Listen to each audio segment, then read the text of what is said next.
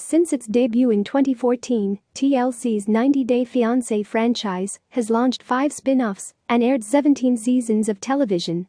Those jaw-dropping numbers attest to the massive popularity of this under-examined reality hydra. As soon as one season wraps up, another seems to take its place, as well as to its slippery but provocative notions of immigration and romance. Most seasons follow several couples, one partner American, the other not, as they contemplate marriage. In the original series, each couple has 3 months the length of a K-1 visa, which is reserved for foreign nationals engaged to Americans to decide whether or not to wed. In some cases, the couple, having gotten to know each other online, meet for the first time on camera. In most cases, the foreigners are cast as gold diggers, often younger than the Americans and seen photographed in various states of undress. That xenophobic suspense, combined with the stark power imbalance between the generally wealthier Americans and the poorer foreigners, can sometimes make 90 Day Fiancé a nauseating watch. In the most recent season, a new father named Steven flirts with the idea of kidnapping his weeks-old baby, leaving the mother stuck in Russia without the visa that would allow her access to her infant. But there's one variation within the franchise that renders it the guilty but not grimy pleasure it should be, where American biases are frequently turned back on their holders, and first-worlders are made to question whether love or some version of it really is worth the loss of the enormous privileges they've always taken for granted. Heavily formulaic, 90 Day Fiancé tends to categorize its Americans into broad types.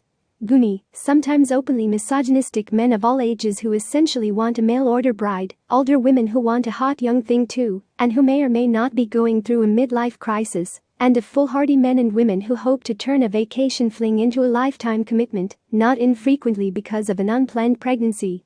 The series only ever tiptoes around its primary mystery, which has fueled my dawn to dusk binges. What kind of person seeks marriage with a virtual stranger in a different country, one whom in some cases they can only communicate with via a translation app? BuzzFeed writer Scotchy Cowell has argued that the show illustrates the severity of the K-1 visa process, which turns adults into dependents and gives couples who may well be meeting for the first time a pressure cooker of a timeline to decide whether to get married. Cowell also believes that the built-in stakes of the show are too high to enjoy without shame, especially when accusations, if not evidence, of physical abuse are involved, as they were in the most recent season of the original series. But spin-offs like 90 Day Fiancé, Before the 90 Days and 90 Day Fiancé, The Other Way, which mostly trail Americans who visit or move to other countries to be with their would-be spouses, are relatively muck-free oases. There's something inherently depressing about watching someone on 90 Day Fiancé being forced to act as a desirable mate lest they be ejected from the country. By law and circumstance, the foreigners are generally isolated, without friends, family, or a job to provide them with support or a sense of purpose outside the relationship. But before